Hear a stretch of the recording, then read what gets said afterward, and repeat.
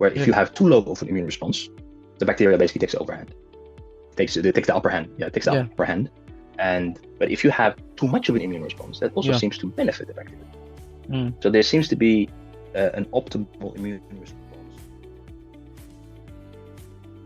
This is Immuno Africa, a podcast dedicated to spotlighting African immunology research. Here, we amplify the stories of Africans researching the immune system to tackle the continent's growing burden of infectious and non-communicable diseases. I am Welt Okete, a biochemist and science communicator from Nigeria, keenly interested in research about the immune system. My interest in immunology began during my undergraduate days at the university. Over the years, that initial spark has steadily grown and found expression in multiple ways.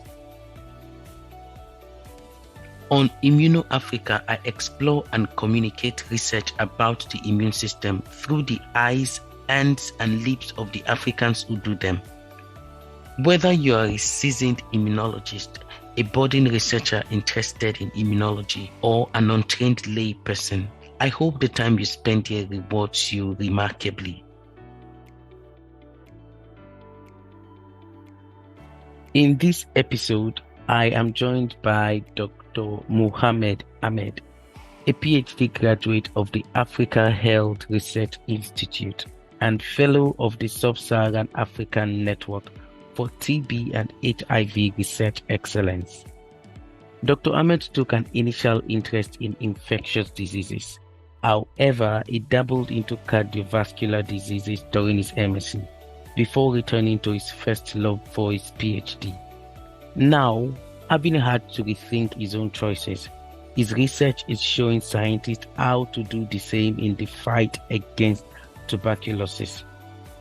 His fascinating story will intrigue you as much as it did me, and so will his humble and unpopular philosophy on how to do science. Let's jump right into the conversation.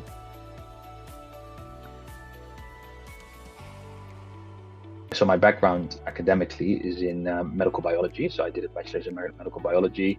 Then I did a master's in cardiovascular research. So I specialized in cardiovascular research. I always had an interest in infectious disease, but I took a minor, an elective course during my bachelor's, and that was actually ironically on tuberculosis. And I was so turned off by it. It was just, I didn't like the course at all. Actually, it was a microbiology course, and then you had to do a particular project. So I actually chose not to go into infectious disease. So I went into cardiovascular research, but I always kept that interest, and I was looking actually for a PhD position working in cardiovascular research, but I couldn't find one. And then I thought, you know what, let me just try again. Find something in infectious disease. And I met some people, and they directed me to some other people, and it took me actually quite a while after my master's to find a PhD position. And finally I met a Dutch professor who was actually working in Kenya. So he's an HIV specialist, and he directed me to the Africa Health Research Institute. And he said, you know, they do some excellent research there. They focus on TB and HIV, and I was interested in particularly in TB. So I emailed my supervisor, the one who later became my supervisor. His name is Dr. Al Leslie, and he actually responded quite quickly. And then from there we took it. We chatted. We talked about the project, and I went to South Africa. Actually, quite recently, about a couple of months ago, I finished my degree, and now I'm heading to Canada for a postdoctoral fellow, also continuing in TB research. So that is a little bit of my background.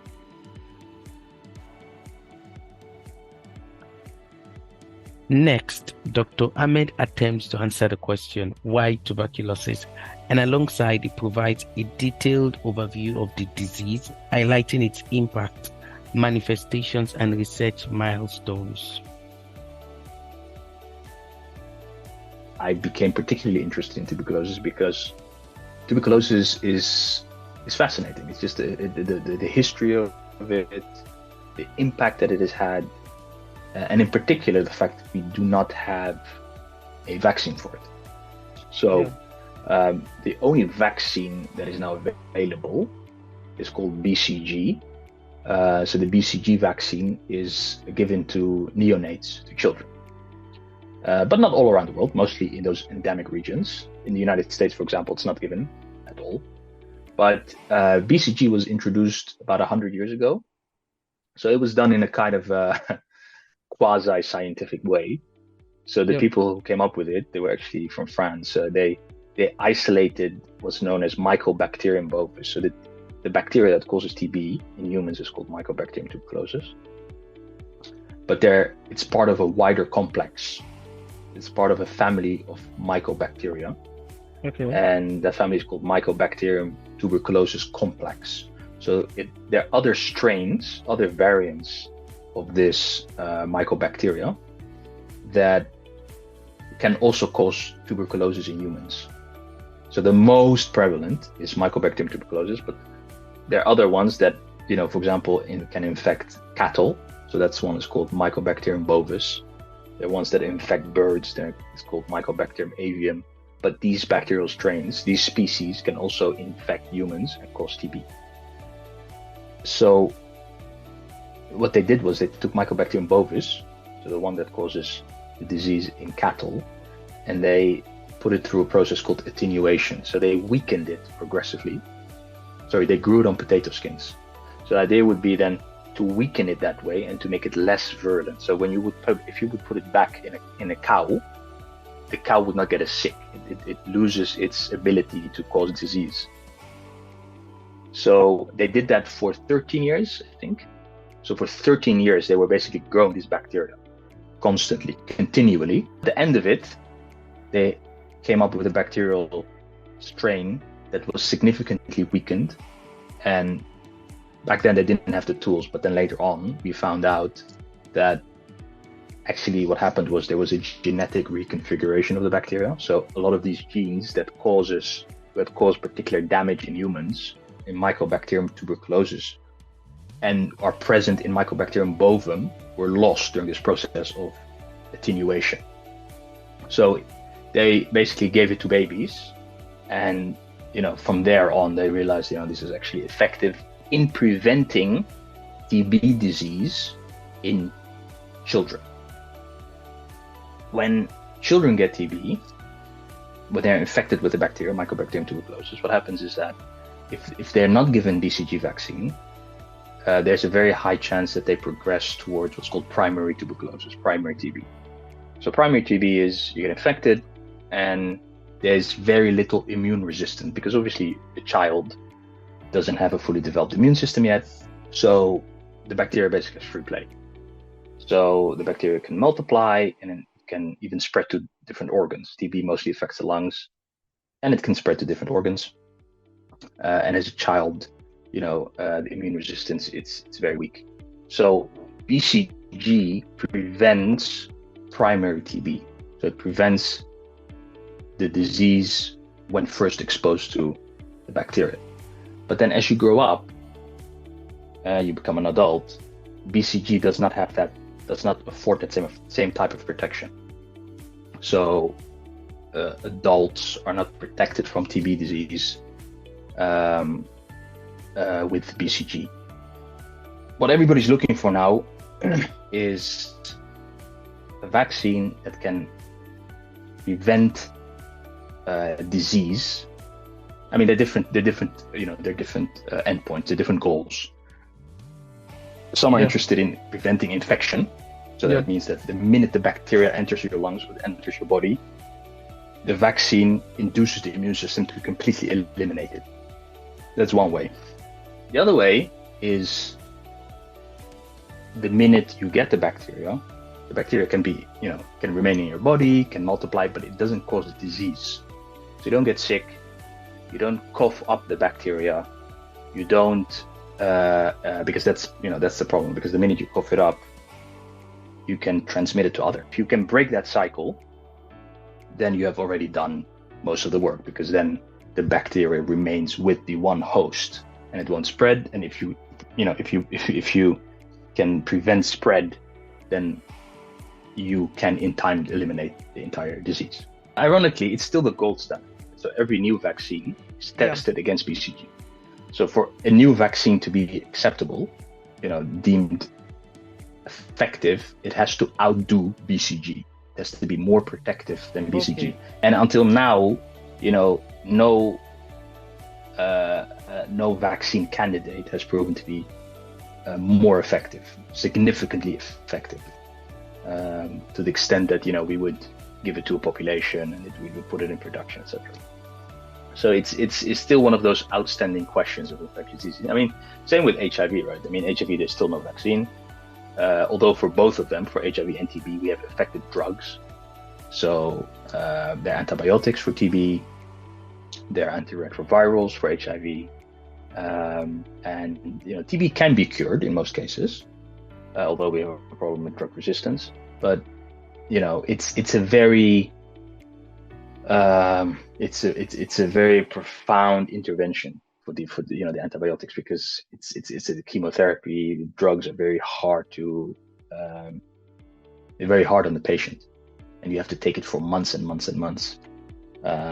So another one of the research goals that scientists are looking at is how can we reduce the amount of drugs you have to take and the length for which you have to take, the duration of the drug regimen.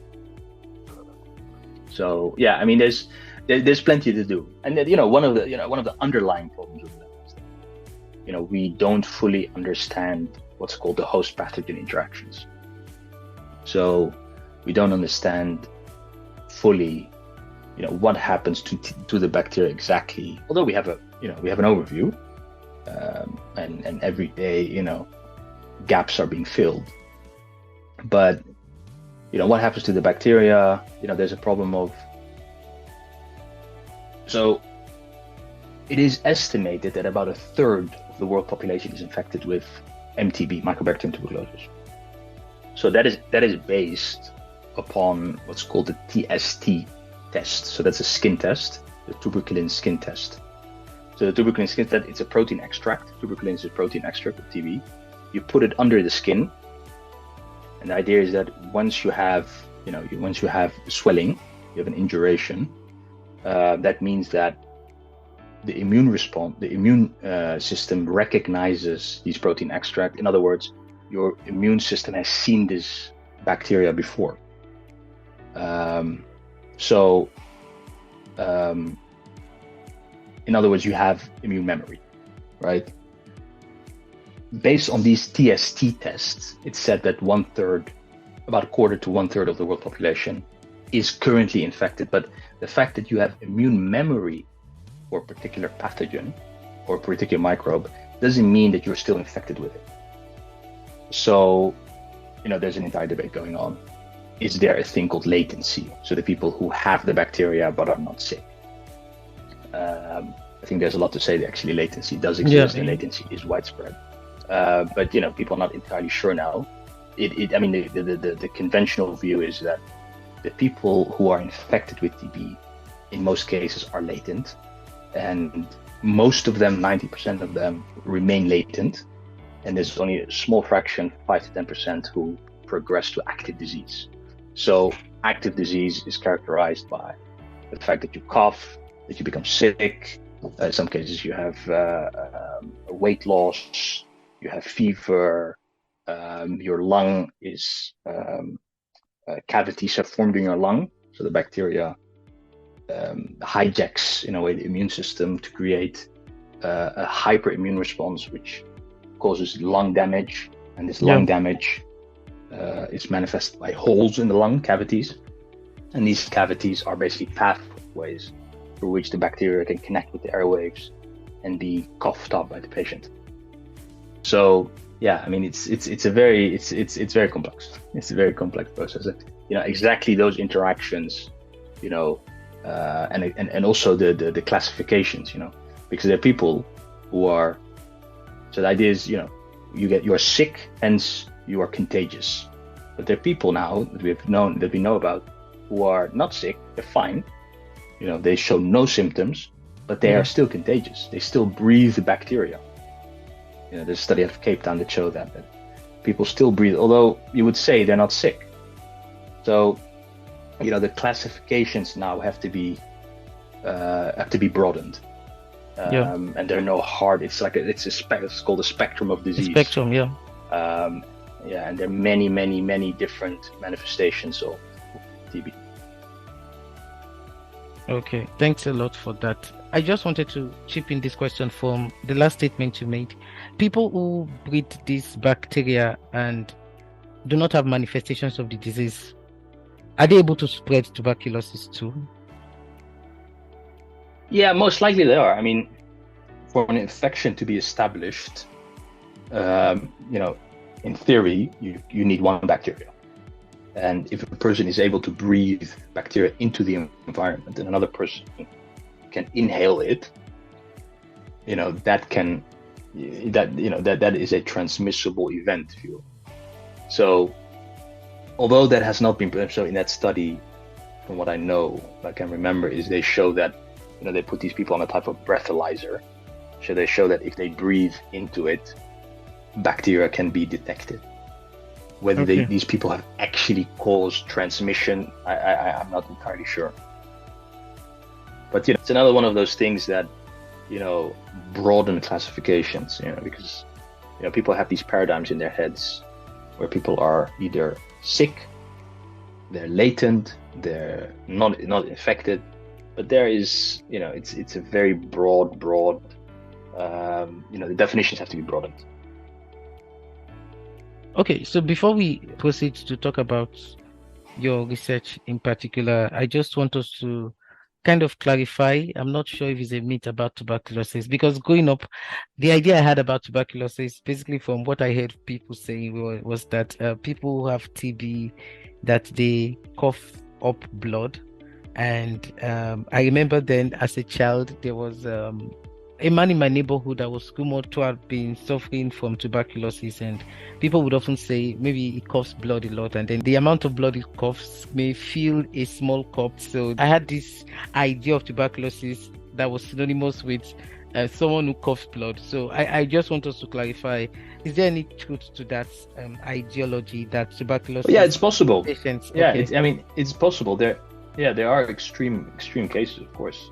Again, it depends on your type of infection. So if you're infected with high dosage, right, compared to low dosage, that will have a different effect on your disease pattern. The type of strain that you have. So if you have, let's say, a highly drug-resistant strain, that will be more difficult to treat. In fact, there are even now totally drug-resistant strains, which none of the drugs work against it. So, I mean, we're in need of new type of drugs.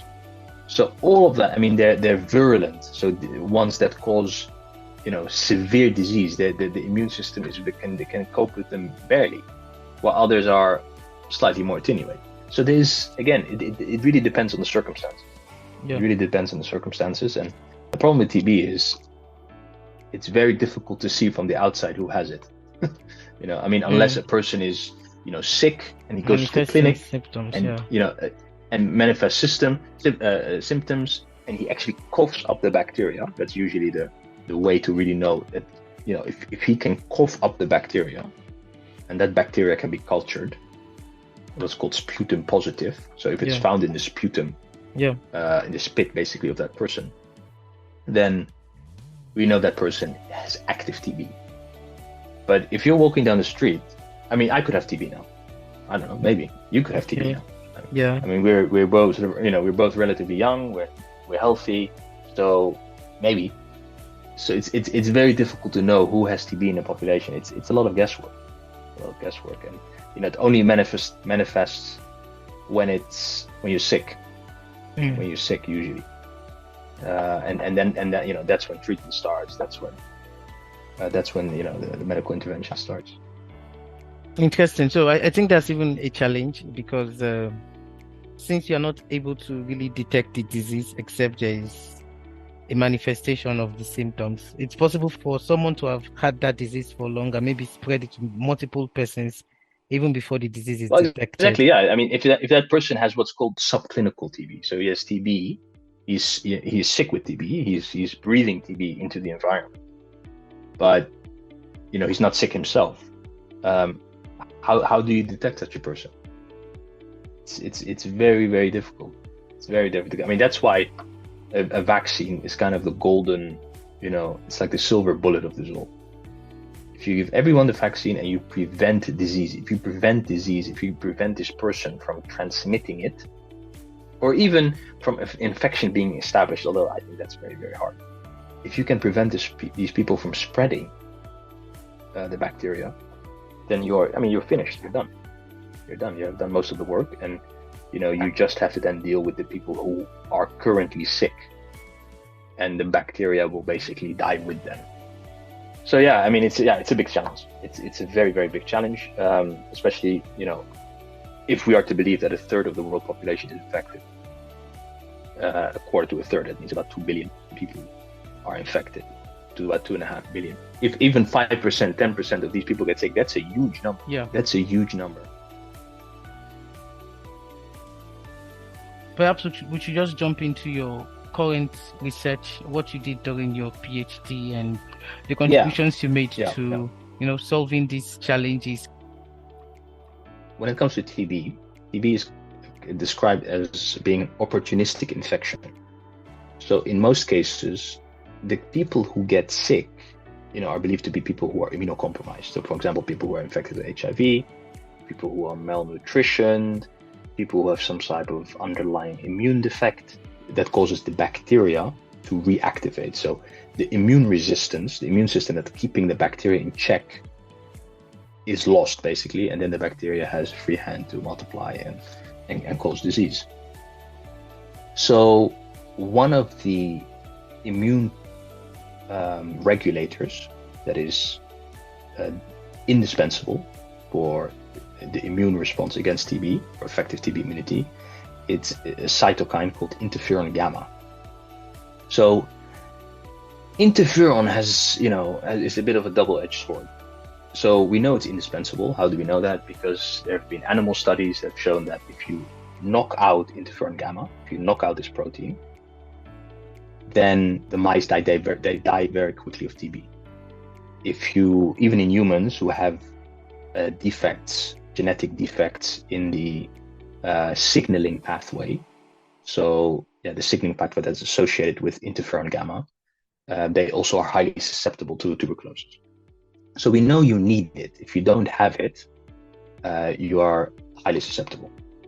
On the other hand, recent studies have shown that if you have too much of Interferon-gamma, you're also highly susceptible. So this particular Interferon-gamma is thought to be produced by a subset of immune cells called T cells. And these T cells, they produce Interferon-gamma, and then Interferon-gamma activates another group of immune cells called macrophages. So these macrophages are a type of Pac-Man immune cells, so they gobble up the bacteria, so they ingest the bacteria, and when Interferon-gamma activates them, they are more capable of degrading the bacteria, of eliminating the bacteria. So then, if there is a defect with this Interferon-gamma protein, or with the pathway that activates these macrophages through Interferon-gamma, then you are less capable of coping with TB. Now, recent studies have shown that in mice, for example, if you overexpress, if you have these T cells, if you engineer these T cells in such a way that they make a lot of Interferon-gamma, much more than what they naturally produce, the mice who are infected with TB die very quickly. They succumb rapidly of TB disease, right? Also in humans, what's been found is that if you give cancer patients a particular type of immune therapy called immune checkpoint inhibitors.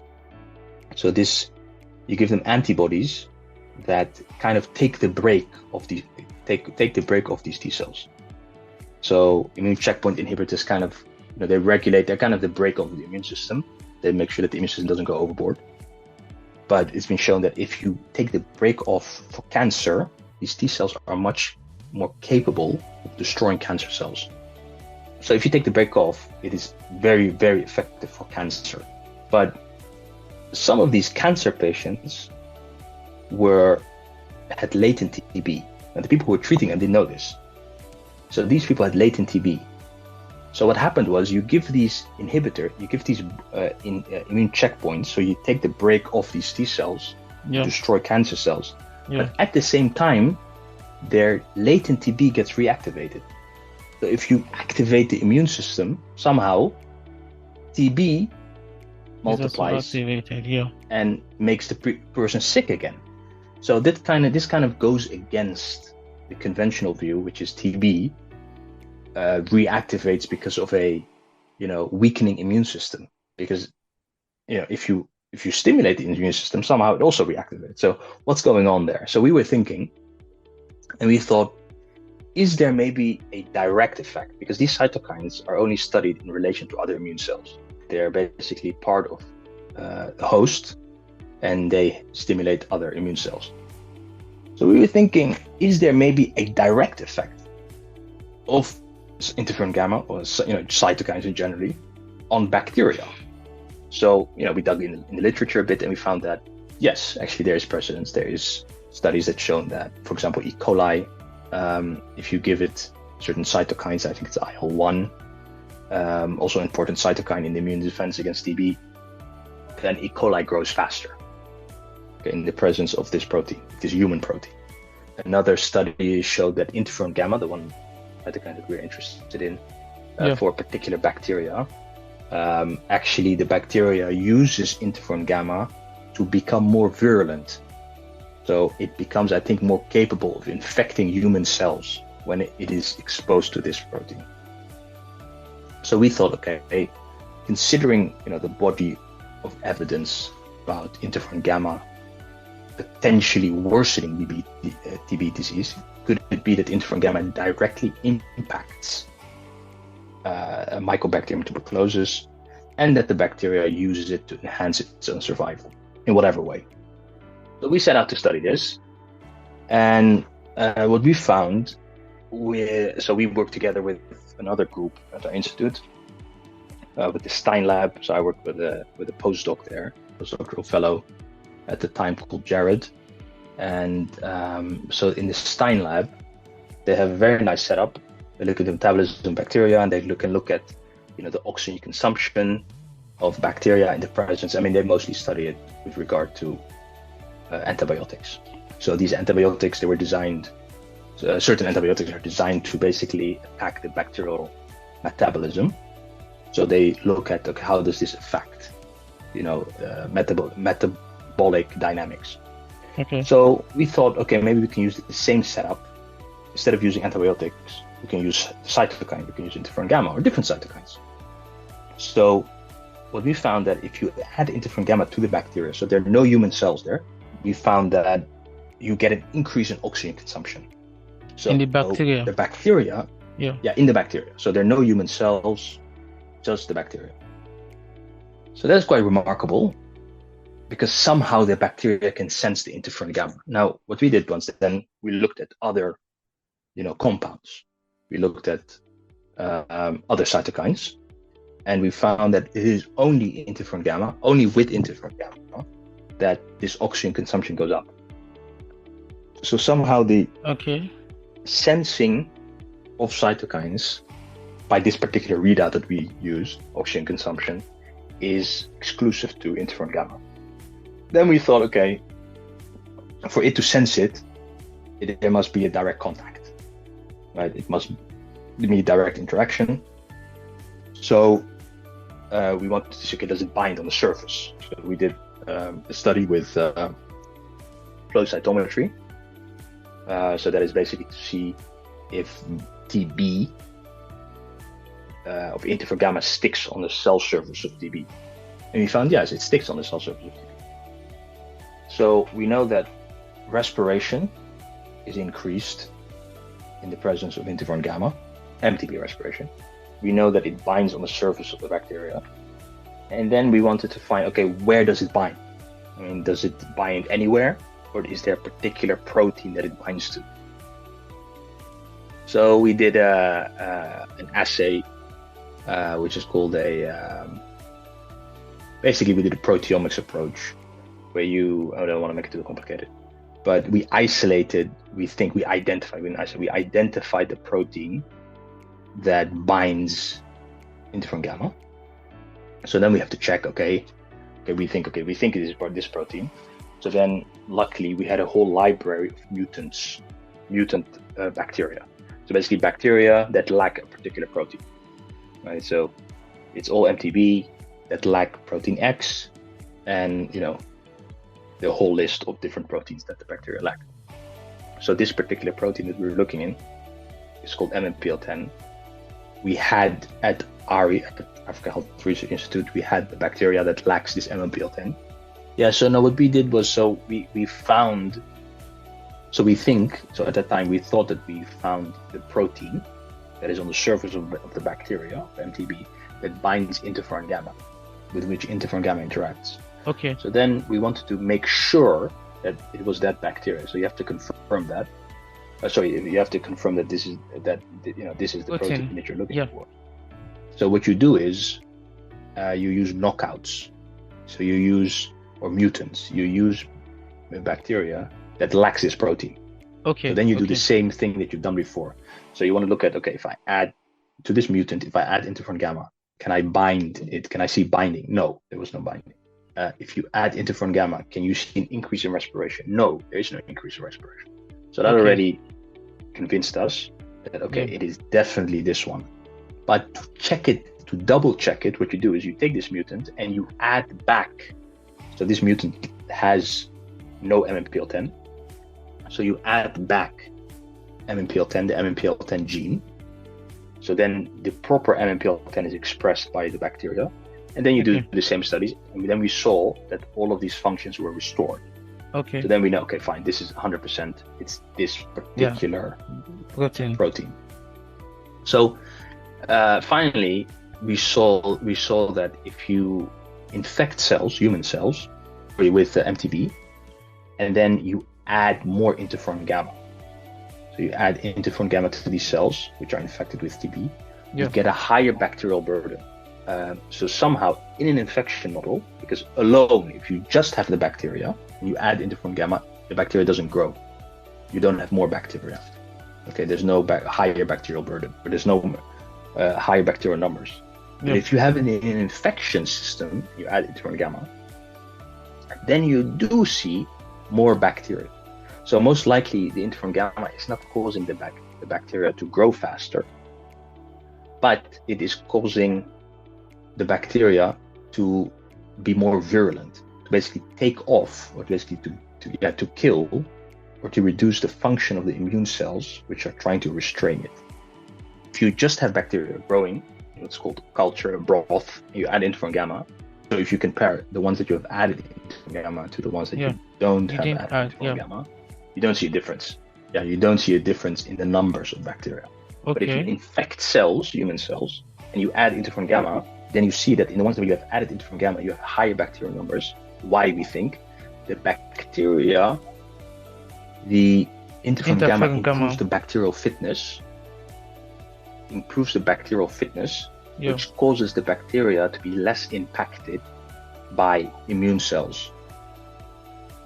So it increases the bacterial fitness either by causing the bacteria to be stronger, or by causing the bacteria to kill the immune cells, right? Either way, you have the immune system can less impact the bacteria. So you have higher numbers compared to the ones that have not received interferon-gamma, where the immune system is more capable of coping with the infection. In other words, it fits very nicely with the earlier findings found that if you increase interferon-gamma in T cells, the mice die quicker. You have higher bacterial numbers, and the mice die quicker. The mice are more sensitive to interferon-gamma, and it also fits with the studies in humans, whereby if you increase inflammation, if you increase or you stimulate T cell responses, and most likely stimulate interferon-gamma production, you get TB reactivation. So there seems to be a nice balance, where if you have too low of an immune response, the bacteria basically takes the overhand, takes the upper hand. Upper hand. But if you have too much of an immune response that also Yeah. seems to benefit the bacteria. So there seems to be an optimal immune response, and also, a lot of inflammation also causes damage to the lungs. So one of the features of active disease is that you have cavities. Those cavities are not caused by the bacteria; they're caused by the immune system that goes in overdrive. The bacteria stimulates. The bacteria basically induces the immune response to go into overdrive and to cause damage to its own tissue, to the lung tissue of the host. So too little is bad, and too much is also bad. So I think we can we describe in our work that there's a new mechanism by which too much inflammation can benefit the bacteria, and the current strategies of TB vaccine research is how can we stimulate more T cell responses, because it's believed that T cell responses are now currently too weak, so you need to strengthen them. We think by strengthening them, you will only exacerbate TB. Most likely, the immune system is already working at capacity, and anything above that will cause damage. So most likely you have to tone down the immune responses, and you have to hit that optimal window of a balanced immune response that keeps the bacteria in check and at the same time doesn't cause the bacteria to go wild. I just wanted to ask, was your research able to identify this optimal balance for the immune response that doesn't? No, I mean, so that's another one of the the big gaps of TB research, which is what's called correlates of protection. So, for example, for most of the vaccines, or for most in infections for which vaccines are available, we know what's known as the correlates of protection. We know, for example, hepatitis B. Okay. If you get the hepatitis B vaccine, they look at your antibody titers. They look at the levels of antibodies that have been generated in your blood. And then you have to come back after a couple of weeks, and they will look at your antibodies. And if they have reached a certain level, they know that you're protected.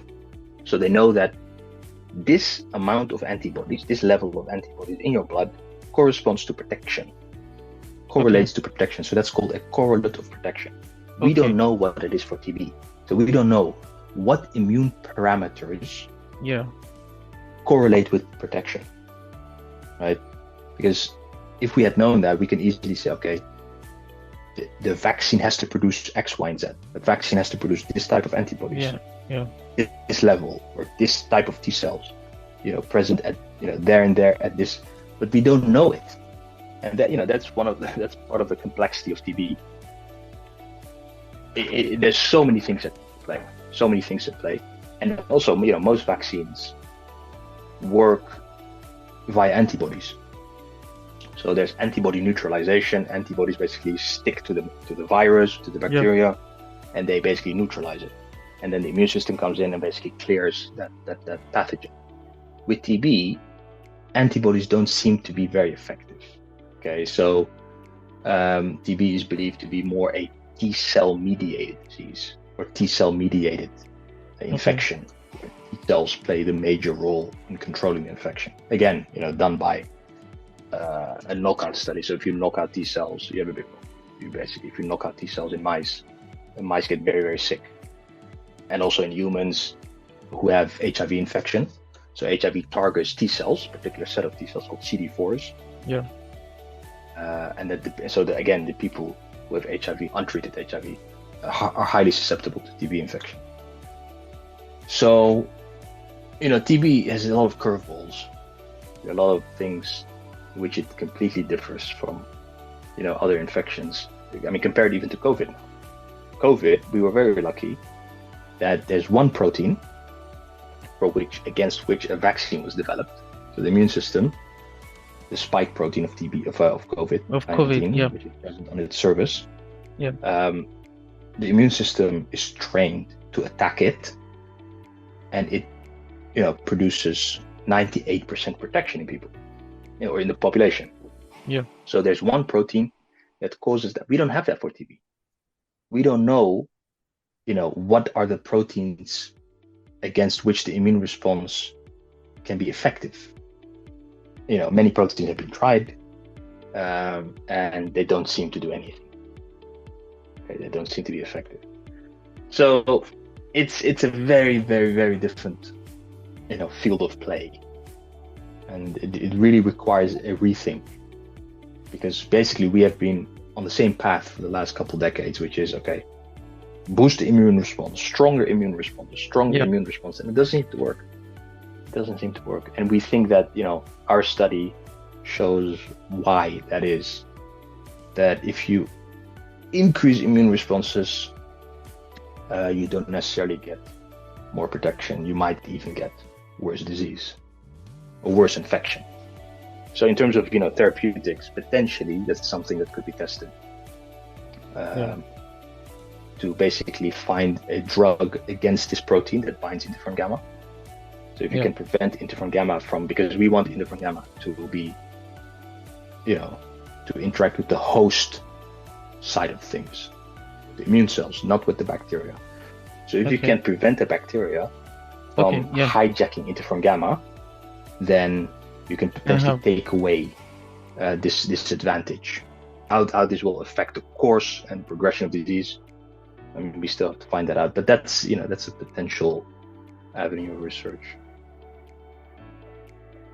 I don't know if you have any final words to share before we wrap up the session officially. Yeah, I mean, maybe, so what helped me in my research, how we came up with these ideas is, sometimes it's good because so what happened with TB is that a lot of studies were done in the 40s and in the 30s, in the 40s, in the 50s, when TB was still a big deal in the West. So clinicians at that time, they had access to a lot of human tissue, because patients would actually die of TB. So they had access to their lungs. They would, make sections of their lungs, and they would study the lungs. And so once TB was effectively eliminated in the West, it was considered case closed. So for many, many decades, TB was not, seriously studied in the West. Okay. And then HIV came along in the 80s. And it caused a lot of TB cases to reactivate. Spike, So then TB became interesting again. So starting in the 90s again, the funding for TB research was increased again.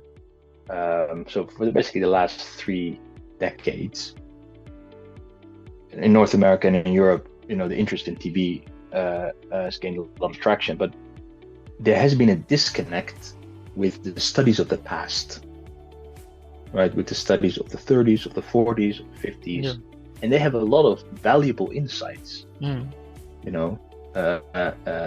human insights, because most of the studies that are done here are in animals, and animals, especially mice, even guinea pigs, they don't have the same type of disease pattern that humans have. As humans, right? Because mice, if you infect a mouse dies definitely of TB. Okay, it will take probably close to a year, depending on what type of mouse, but it will die in the end, right? Guinea pigs, for example, also known to be highly sensitive. The best model is most likely a monkeys, because they share a lot of the genetic makeup of humans. And also they show the same type of disease manifestation. So human beings can become latent. So they, the infection happens, you have an immune response, and the infection is contained, and the bacteria remains there. But for these smaller animals, you don't have that. You immediately progress to disease, and then in the end, death. So you don't have a latent stage. So a lot of these insights in earlier studies have kind of been forgotten, and now there are people trying to, find these studies and read them and learn from them. But what I find particularly, not necessarily relating to these studies, but generally, is to look at older studies, to look at, studies from the 90s, from the 80s, and not necessarily on TB, just broadly on immunology. Okay. Because you might find A connection. a connection that might be relevant to your work. You might say, oh, wait a minute, this has been found earlier. Maybe this relates to my work, or maybe I can use this insight, or I can use this particular concept. And that's basically what we did, So we thought of something, and we thought, okay, has this happened before? And then we found studies from the 90s. Yes, actually, this, it has been done. But scientists, generally speaking, what happens is that when you write a scientific paper, people always want to quote the latest papers. So they don't want to go back even 10 years. That's already considered way too old. So you want to quote something in the last maybe 2, 3, 4 years. So a lot of it is, a lot of valuable work is kind of forgotten, which is a shame, because taking bits and pieces from other people. I mean, that's the whole point of science, right? It's cumulative. That we don't rehash everything from the start, but that we actually build upon other people's work. So yeah, I would advise people to try to read, older papers, to go and look at other disciplines, other fields of research that may have a relation or may not have a relation with your work, and that might help you to broaden your horizon and find solutions. Yeah, thanks. I think that's a great advice. So, for your postdoc, can you give us insight into what you plan to do? Yeah, I plan to continue in TB. Okay. In TB research, so I'll be going to Montreal, Canada, where they have a very large TB center, where they focus on different disciplines related to TB. So the section I'll be working in is immunology of TB.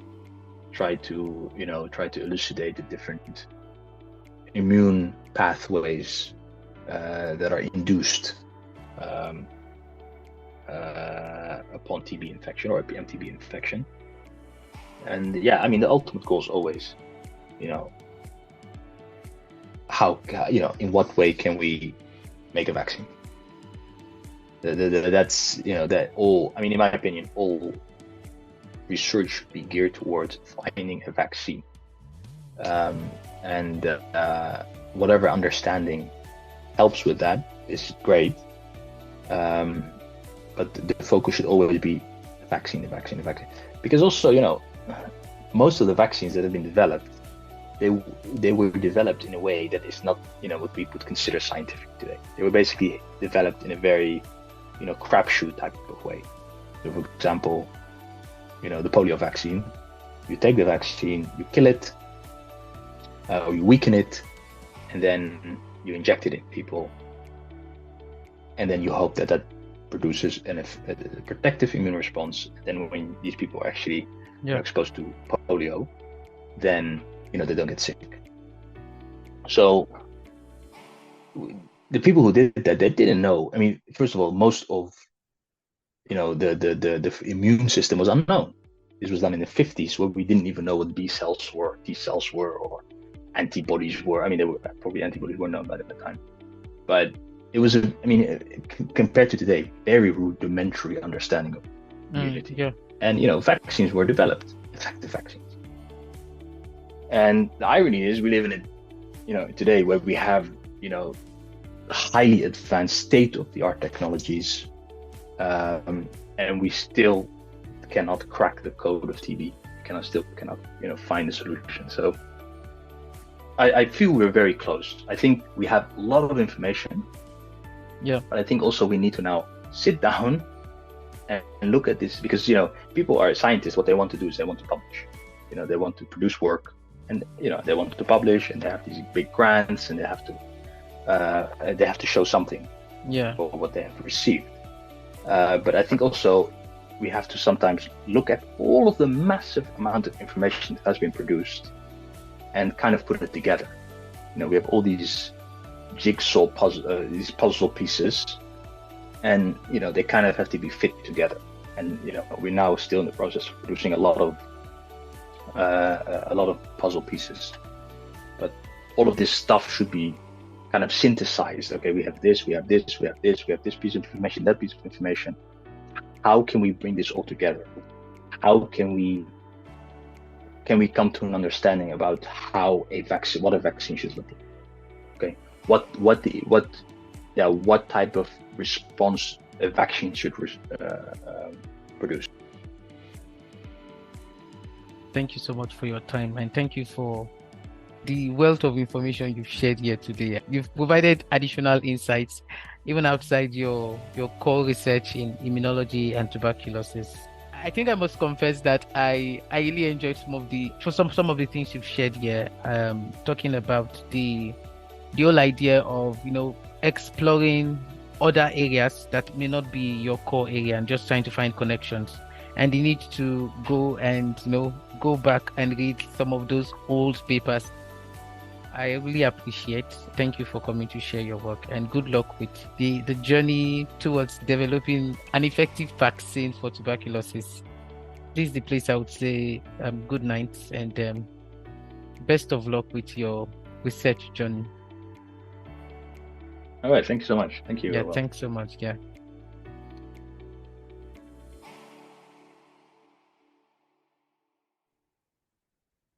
That was an amazing conversation with Dr. Ahmed, packed full with lots of interesting facts. If you're enjoying this podcast, don't hesitate to share it with your friends, family members, and colleagues.